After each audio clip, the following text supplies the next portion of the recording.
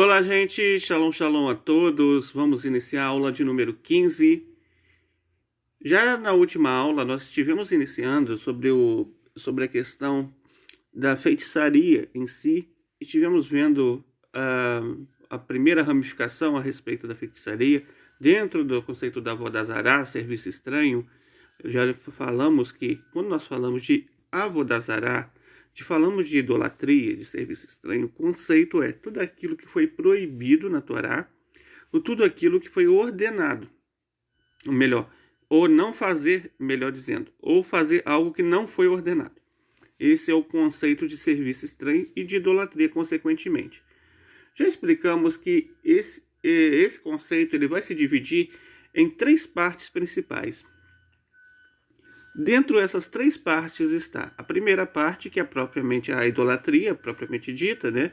Que é a adoração de ícones, de imagens, de estátuas, de estruturas em geral. A segunda, que é o conceito mesmo da criação de uma religião, da qual as pessoas vão criar um conceito, vão criar uma revelação nova, ou vão criar um tal livro sagrado, dizer que esse livro agora que vale e não vale aquele outro. Esse é o conceito da falsa profecia, né? Que é o conceito da nova criar uma religião, o que um Benoa não pode fazer. Agora a gente vai ver que a proibição ela vai se estendendo e nós estamos em relação à feitiçaria. Atrás já foi abordado também pelo Dr. Aaron Lichtenstein, quando nós abordamos as ramificações 1 a 10, a ramificação número 8 e a número 9, ela cuida também de algo relacionado à feitiçaria, que é o Ov e o Idoni, tá? Que são duas partes também da própria feitiçaria. Mas já como essas duas partes foram abordadas, nós não temos por que abordar novamente aqui quando estamos abordando as ramificações a respeito da feitiçaria, tá? Então, a feitiçaria ela vai ter o seu próprio sistematização de forma a se subdividir em grupos de conceitos de feiticeiros de diversas formas. Existe o feiticeiro que pratica adivinhação pura, aquele que faz um encantamento, aquele que realmente pratica a troca da materialidade, a transformação da materialidade para uma coisa impura, aquele que se conecta com forças impuras, aquele que se conecta com energias que já não têm matéria mais neste mundo. E também vai existir a feitiçaria que cuida de usar os astros para poder fazer prognósticos futuros. Na última vimos que é proibido fazer adivinhação. Hoje nós vamos ver que além de você não pode fazer adivinhação, ou seja, adivinhação por bola de cristal, por leitura da mão, pelo adivinhação por búzio, tarô, leitura das cartas de baralho, essas coisas todas, né? Agora você vai ver que existe um outro tipo de adivinhação, né? Do qual é a astrologia, E aqui, para a gente entender a astrologia pagã, né? Estamos falando aqui da astrologia pagã. Em Deuteronômio 18, versículo 10, vai dizer o seguinte: não se achará entre vós adivinho de tempos. Então esse versículo ele vai ser melhor explicado lá no Sefer Hinur 250, no qual nós vamos encontrar a proibição de adivinhar, como é afirmado em Levítico 19, 26, e não adivinharás. A palavra usada lá é teoneino, até. E a compreensão do assunto é, como os sábios disseram, no Sifra Kedoshim, capítulo 6, 2, que é uma expressão de um período de tempo, um oná. Isso significa dizer que para nós não fixarmos períodos de tempo para dizer que o tempo X é bom para fazer a ação Y, quem o fizer naquele momento terá êxito, mas quem o fizer no tempo Z não terá êxito, como disseram os videntes vazios. Então o Sefer Hinur ele vai explicar muito sobre esse conceito. O conceito que o Sefer Hinur vai explicar para a gente é o seguinte, gente. Daqui nós aprendemos que nós não podemos agir por meio de prognósticos baseados nos astros, né? Esse tipo de prognóstico que é baseado nos astros. Ou seja, você olhar para os astros no sentido da estrela tal, a lua, isso, aquilo, e falar, olha, vai acontecer isso na sua vida, você vai ter que fazer isso e isso, e nesse dia você não pode fazer isso. É essa a proibição. Então vamos explicar uma coisa muito importante, porque eu sei que muitas vezes as pessoas vão falar, mas eu já ouvi falar de Masol, de signo no judaísmo, na Kabbalah, que é isso e que é aquilo. Não misturem as coisas, tá? Aqui, o tipo de masolim, ou seja, os masol que nós trabalhamos dentro da Torá, dentro da Kabbalah, não tem nada a ver com astrologia pagã. O masolim é apenas uma forma de você identificar e saber que existe sim uma influência dos astros em muitas coisas no dia a dia, mas nunca trocando a Shem pelos astros. Nunca colocando os astros como fosse um intermediário para adivinhar o futuro.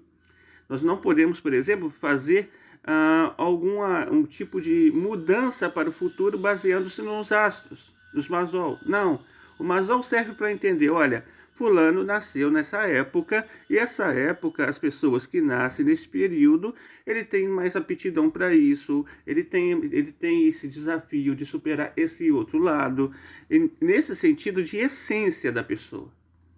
Isso não é idolatria, tá? A idolatria está em usar o poder desses astros para entender o futuro e assim tentar modificá-lo. Essa é a proibição aqui, tá? Essa é a verdadeira proibição. Então a gente não pode misturar os dois pontos, senão a gente acaba fazendo uma mistura bem heterogênea que não nos leva ao conhecimento adequado sobre o assunto. A gente vai falar também, para entender isso melhor, a gente tem que entender o primeiro ponto, para a gente entender que tipo de astrologia nós estamos falando aqui. O Rambam, no Mishneh Torah, no Sefer Madá, Avodat Kohavim, capítulo 11, 16, ele vai dizer: os mestres da sabedoria e aqueles de conhecimento perfeito sabem com prova clara que todos esses ofícios que a Torá proibiu não são reflexos da sabedoria, mas sim vazio e vaidade, que atraiu os fracos de espírito e os fez abandonar todos os caminhos da verdade. Por essas razões, quando a Torá advertiu contra esses assuntos vazios, ela aconselhou: tenham fé perfeita em Deus, seu Senhor. Então, gente, olha só. Aqui, esse texto, na verdade, do Rambam, do Mishneh Torah, Sefer Madá, Avodat Kohavim, capítulo 11, você pega o capítulo 11 da Avodat Kohavim completo, e você vai ter a história de como a astrologia iniciou.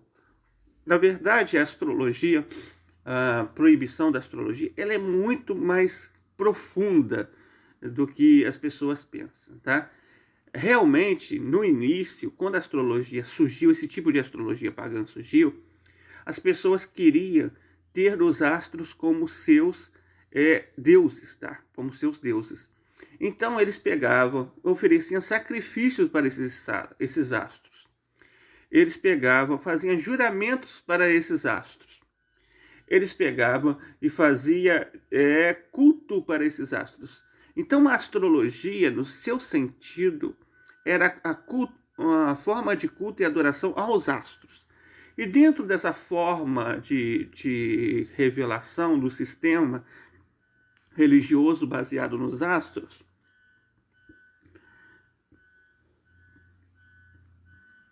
as pessoas, então, elas sistematizavam os oráculos. E o oráculo em si, ele dizia: olha, eu posso ver nos astros que isso vai acontecer na sua vida. Eu posso ver nos astros que se você não for para a guerra, se o reinado tal não for a guerra contra o adversário tal, o adversário tal vai acabar entrando no país. E as pessoas seguiam esses tipos de conhecimento. Então, a própria forma de prever o futuro através dos astros, ela tem sua origem neste conteúdo, né? Neste conteúdo de origem inicial. Lembra? Para a gente saber se algo realmente é idólatra, você tem que pegar a origem do negócio, tá? Não adianta você pegar, por exemplo, o que ele faz agora, de que forma faz, não. Você pega a história dele, você pega como se originou, de que maneira se originou. Então você pega esse conteúdo e observa, olha, foi desse jeito, por isso que é errado fazer.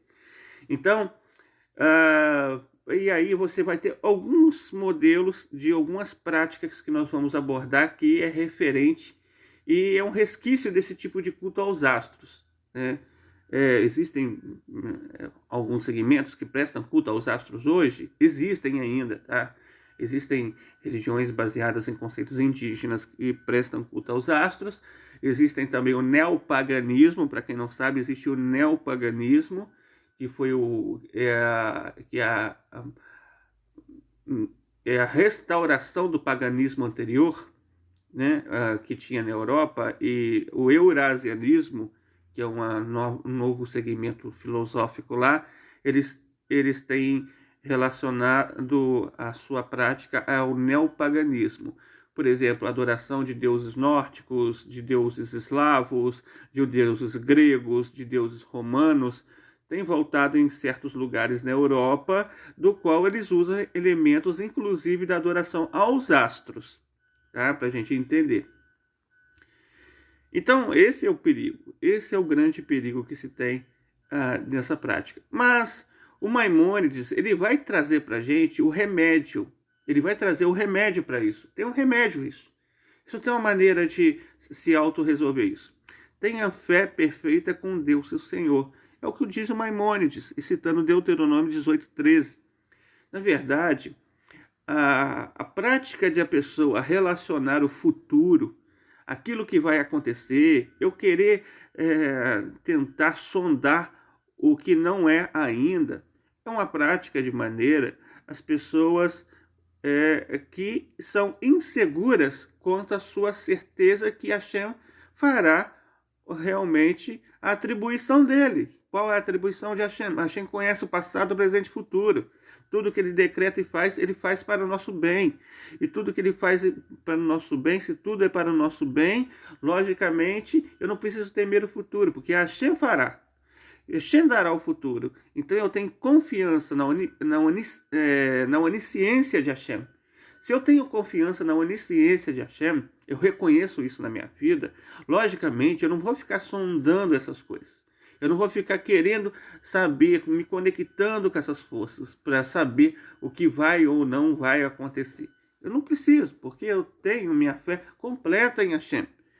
Então, uma pessoa que realmente sonda esse futuro é que ele, por esse momento aqui, ele tem tido uma fraqueza quanto à sua crença própria em Hashem.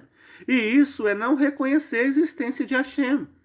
E com isso a pessoa comete uma blasfêmia, porque propriamente já está dizendo por alguns segundos que, olha, eu preciso acessar isso porque eu confio em Deus, mas não confio tanto assim. Eu confio em Deus, mas não confio no meu destino a Ele. Então isso, Deus nos livre, não pode nem sequer se passar por nossas mentes. Muito pelo contrário, devemos fortalecer a nossa fé cada dia mais, recitando salmos, sendo gratos, estar conectando com Hashem e agradecendo por todas as coisas maravilhosas que Ele nos dá todos os dias. Isso te dará mais segurança, tá? Nele, vai solidificar sua segurança nele, de maneira a nada fugir do controle e te dar a tendência de buscar essas outras crenças vazias, tá bom? Então a gente vai continuar. Como que nós sabemos que realmente é errado a prática da astrologia pagã? Porque o Talmud Babilônico, no Tratado Sanhedrin 59b e 60a, os sábios aqui vão nomear na Torá oral que essa coisa de feitiçaria é errada.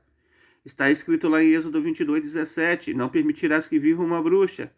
E está escrito no versículo seguinte, quem se deitar com o animal será morto. Êxodo 22:18. É derivado daqui que qualquer um que está incluso na proibição de se deitar com o animal, e os benenô estão inclusos nessa proibição, ele está incluso também em permitir que uma bruxa viva, ou seja, praticar bruxaria.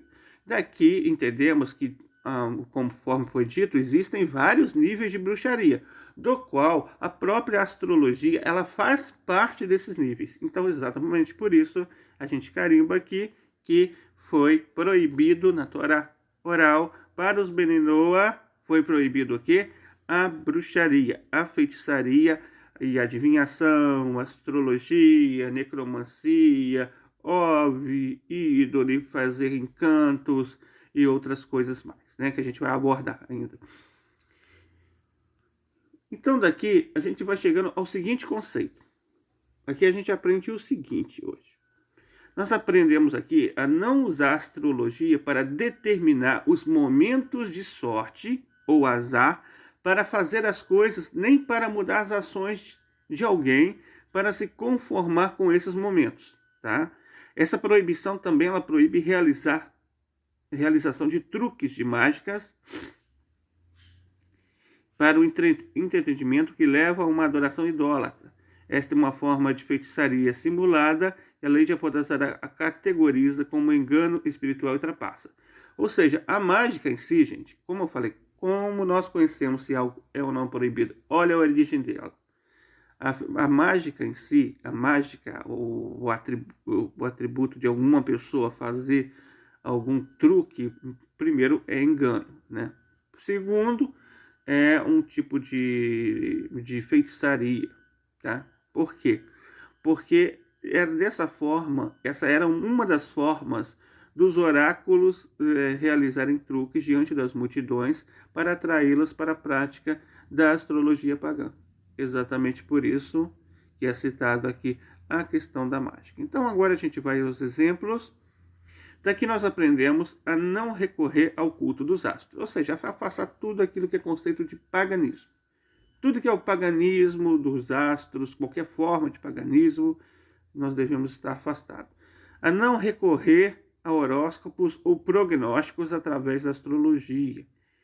Significa o seguinte: o horóscopo, como dissemos, ele é baseado nos astros para estabelecer o que vai acontecer dentro de um futuro próximo sobre a vida de alguém. Isso é proibido, tá? Isso é proibido, porque nós não podemos usar os astros para mudar o futuro. Essa é a proibição correta. Não praticar o ilusionismo, conforme já dissemos aqui também, se torna totalmente proibido toda forma de ilusionismo, já que a ilusão em si, ela se encaixa tanto no engano, quanto também em toda forma de prática errônea.